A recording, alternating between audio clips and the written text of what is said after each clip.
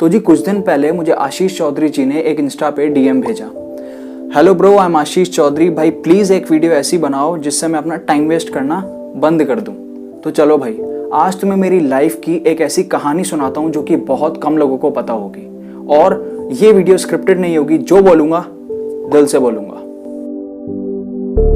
तो मैं आपको ले चलता हूँ मेरी लाइफ के कुछ साल पहले। और अगर ये वीडियो मेरे कुछ फ्रेंड्स देख रहे हैं तो उनको पता होगा कि कुछ साल पहले मैं एक्टर बनना चाहता था, फिल्म इंडस्ट्री में जाना चाहता था। तो जी 2019 में एक मूवी आई थी action, starring Tamannaah Bhatia and Vishal Krishna Reddy, जिसमें मेरा एक छोटा सा रोल था, जैसा कि आप स्क्रीन पे देख ही सकते होंगे। और उस रोल के मुझे अभी तक पैसे भी नहीं मिले चलो कोई बात नहीं। और उस मूवी की शूटिंग के दौरान मेरे साथ एक बहुत अच्छी चीज़ हुई। मैं एक लड़की से मिला जिसका नाम था साक्षी, जिसे मैं अपनी बहन मानता था।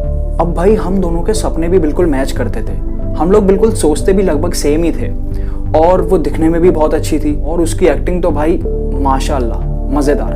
तो बॉस साक्षी मुझे भाऊ कह के बुलाती थी क्योंकि 1 साल छोटी थी मुझसे, और हम दोनों की भाई बहन वाली केमिस्ट्री खतरनाक थी। She was like a sister from another mother. तो साक्षी अपने पापा के साथ रहा करती थी क्योंकि उसकी मम्मी बचपन में ही गुजर गई थी। And let me tell you, उसके पापा बहुत ज़्यादा स्मोक और ड्रिंक करते थे।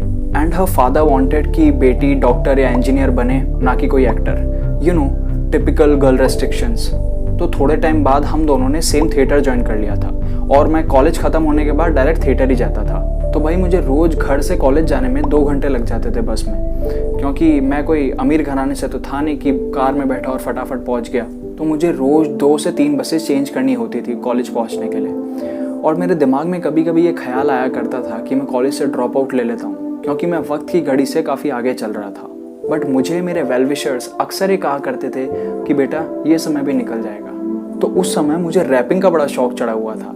तो मुझे बस में कभी भी सीट मिल जाती थी तो मैं किताब और पेन निकाल के लिखने बैठ जाता था रैप्स। और वो रैप्स में सबसे पहले साक्षी को सुनाया करता था क्योंकि उसे रैप्स वगैरह की बहुत अच्छी नॉलेज थी। और अगर आगे कभी मौका मिला तो ज़रूर सुनाऊंगा ये रैप्स। और हम दोनों अक्सर ऑडिशंस देने भी साथ ही जाया करते थे। 3 महीने तक सब कुछ स्मूथ चल रहा था, सब कुछ अच्छा चल रहा था। बट अब असली कहानी स्टार्ट होती है। तो एक दिन साक्षी थिएटर नहीं आई। अब मैंने सोचा यार दुनिया इधर की उधर हो सकती है बट ये लड़की थिएटर आना नहीं छोड़ सकती। फिर मेरे दिमाग में एक ख्याल ये भी आया कि शायद कोई प्रॉब्लम आ गई होगी, कोई बात निकल आ जाएगी। अब नेक्स्ट डे मैं थिएटर पहुंचा but Sakshi was still missing. अब मैंने सोचा कि एक बार मैं कॉल कर लेता हूँ उसे। मैंने कॉल किया, 2-3 बार ट्राई किया, नो रेस्पॉन्स, नॉट रीचेबल। और फिर मैंने सोचा शायद कहीं घूमने गई होगी तभी शायद कॉल नहीं लग रहा। तो अगले दिन मैं फिर से रोज के जैसे थिएटर पहुंचा। साक्षी आज भी नहीं आई। अब मेरे दिमाग में घंटी बजने लगी, यार बॉस कुछ तो गड़बड़ है। अब मैंने उसे कॉल वापस ट्राई किया, नहीं लगा। बट फॉर्चुनेटली आफ्टर 10 मिनट्स साक्षी ने खुद ने मुझे कॉल किया और उसने बोला कि भाऊ टेंशन मत लो आप, मैं 1 हफ्ते की छुट्टी पे हूँ, मैं वापस आ जाऊँगी 1 हफ्ते बाद। अब मैं 2 मिनट के लिए तो सोच में पड़ गया कि बॉस जो लड़की 5 मिनट लेट होने पे बार बार कॉल पे कॉल करे जाती थी, वो लड़की ये बात बताना भूल गई। देन आई थॉट छोड़ो यार, बड़े बड़े शहरों में छोटी छोटी बातें होती रहती है। अब 1 हफ्ता निकला और मैं फिर से थिएटर पहुंचा। मैं कर रहा था साक्षी का वेट, बट वो फिर से नहीं आई। मैंने उसे कॉल किया और कॉल उठाते ही वो रोने लगी। तो मैंने उससे पूछा सब खैरियत तो है, या तू कहीं मेरे साथ प्रैंक तो नहीं कर रही है? बट वो फिर एक बात बोली कि भाऊ जल्दी से इस हॉस्पिटल आ जाओ। अब मेरा दिमाग खराब यार, और बॉस मैं घबरा गया। मैं फटाफट हाफ डे लेके हॉस्पिटल पहुंचा। और जो मैंने हॉस्पिटल में उस दिन देखा भाई, वो दिन किसी दुश्मन को भी ना दिखाए भगवान। Actually she was suffering from ischaemic heart disease और कंडीशन बड़ी सीरियस थी। तो मुझसे जो हो पा रहा था, जो भी हो पा रहा था, मैं वो सब कुछ कर रहा था because I just wanted to see my old Sakshi back. In fact मैंने अपने पापा से भी हेल्प ली and he helped us selflessly. मैंने, उसकी फैमिली ने एंड सबने बहुत कुछ ट्राई किया यार, बहुत कुछ। बट साले रिजल्ट्स नहीं आ रहे थे यार। इनफैक्ट मैंने उसे क्या क्या लालच नहीं दिया यार। एक्चुअली उस टाइम पे दबंग 3 जो मूवी थी उसके लिए बैकग्राउंड डांसर्स की नीड थी, वो ऑफर भी दिया मैंने उसको। अब इसी के चलते हुए मेरे कॉलेज से भी कंप्लेंट्स आने लगी क्योंकि मैं रोज़ सुबह हॉस्पिटल विजिट करता था तो मैं 2 पीरियड के बाद पहुंचता था हमेशा कॉलेज। तो वहाँ से कंप्लेंट्स आने लगी। फिर अब उस समय मैंने बहुत सारे ऑडिशंस भी मिस करे और मैं फिर यही सोचा करता था कि एक बार ये ठीक हो जाएगी तो ये सब इतना मैटर नहीं करेगा because obviously she was more important to me. अब 30 days past, no recovery, no nothing, उल्टा सब कुछ यार खराब ही होता जा रहा था। अब 7 दिन और बीते और उस समय ना एक एक दिन ऐसे बीत रहा था जैसे एक एक साल बीत रहा हो। अब वही सेम रूटीन में हॉस्पिटल पहुंचा और हॉस्पिटल में मैंने क्या देखा, साक्षी का रूम खाली। अब वो देखते ही मेरे पैरों के नीचे से ज़मीन खिसक गई भाई। अब मेरे दिमाग में गलत गलत ख्याल आने लगे और मैं जितना पॉजिटिव होने की कोशिश कर रहा था उतनी ही ज़्यादा नेगेटिविटी मेरे पास आई जा रही थी। मैंने सबको फ़ोन ट्राई किया और थैंकफुली साक्षी की मासी ने फ़ोन उठाया और फ़ोन उठाते ही वो मुझे बोली she is no more. Finally I controlled my self और कुछ दिन बाद फिर मैं छत पे जाके बैठा था तो मेरे पापा मेरे पास आए और वो मुझे आके बोले कि उदास क्यों है। और उस दिन जो मुझे लाइफ लेसन्स दिए मेरे पापा ने, वो भाई मैं कभी नहीं भूल सकता। And from that day I take life seriously. और इस वीडियो का मकसद यही था कि वो जो लेसन्स मैं आगे बताने वाला हूँ वही शेयर करना था।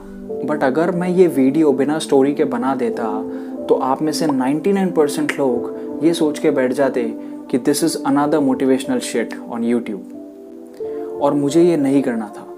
मैं चाहता हूँ कि इस वीडियो से ऑडियंस के दिमाग पे गहरा इम्पैक्ट पड़े और आप लोग जागो, अगर आप लोग अभी जगे हुए नहीं हो तो उस दिन मेरे फादर ने मुझे सिर्फ 3 चीज़ें कही। आशीष ब्रो सुनना ध्यान से। फर्स्ट कि बेटा लोग आएंगे लोग जाएंगे बट उनका काम रह जाएगा। अब सेकंड, मुझे मेरे पापा ने बोला कि बेटा साक्षी जो कि खुद में एक इंस्पिरेशन थी जिससे तू इंस्पायर होता था, वो लाइफ में कितना कुछ करना चाहती थी, लाइफ में कितना कुछ अचीव करना चाहती थी, बट ज़िंदगी ने उसे वो मौका नहीं दिया। और एक हम लोग हैं जिसको ज़िंदगी इतने मौके देती है बट हम उन्हें वेस्ट कर देते हैं। हम अपनी लाइफ को वेस्ट करे जा रहे हैं और हमें पता भी नहीं है। तो ये बात बताई उन्होंने। और थर्ड एक्चुअली में 2 मंत्रास दिए थे। वो एक्चुअली में मेरे फादर फ्रीक्वेंटली कहा करते थे मुझे टू मोटिवेट मी। तो पहला जो मंत्र था वो ये था, नो चिंता नो फिक्र बट किंतु परंतु, लेकिन फ़ायदा ही फ़ायदा। ये मुझे कहा गया था कि जब भी तुझे कोई टेंशन हो या जब भी तू किसी मुसीबत में हो तो ये अपने मन में याद कर लेना। इनफैक्ट ये लाइन मैं इंट्रो वीडियो में भी डालता था जो मैं पहले बनाता था यूट्यूब वीडियोज़। अभी तो वैसे मैंने वो प्राइवेट कर दी है। और सेकंड जो मंत्र उन्होंने उस दिन बताया था वो था कि बेटा समय की रेत पर आप बैठे रहकर निशान नहीं बना सकते हैं, उसके लिए आपको उठना होगा और ज़मीन पर उतरना होगा। एंड कुछ महीनों बाद साक्षी's father also passed away because he used to drink a lot and used to smoke a lot. And कुछ महीनों बाद my father also passed away. तो इन सब से वो जो 3 लाइफ लेसन्स मुझे मिले थे वो मेरे लिए जैसे पत्थर की लकीर बन गए थे और मेरा एक जैसे मोटिव सा बन गया है कि जैसे हम लोग तो बहुत प्रिविलेज्ड हैं, हमारे पास एक्सेस टू गुड एजुकेशन है, एक्सेस टू गुड हेल्थ है, बट उन लोगों का क्या जो कि इंडिया में खासकर भरे पड़े हैं, द पुअर्स, उनका क्या भाई? उनके पास तो कुछ भी नहीं है। They are not that privileged, they have nothing man. और यही मुझे चेंज करना है कुछ बड़ा करके। मेन बात तो बताना भूल ही गया, साक्षी ने जाने से पहले मुझे एक शेड्यूल्ड ईमेल भेजा था जो कि मुझे उसके जाने के 11 दिन बाद मिला। अगर आप चाहो तो आप पॉज करके पढ़ सकते हो। अब लास्ट मेरी एक रिक्वेस्ट है आप लोगों से कि ये वीडियो आप सिर्फ देखने के लिए मत देखना। इस वीडियो के एंड होने पे आप लोग थोड़ा चिंतन करना। आप लोग ये सोचना कि आप लोग अपने टाइम, अपने लाइफ के प्रति कितने ईमानदार हो।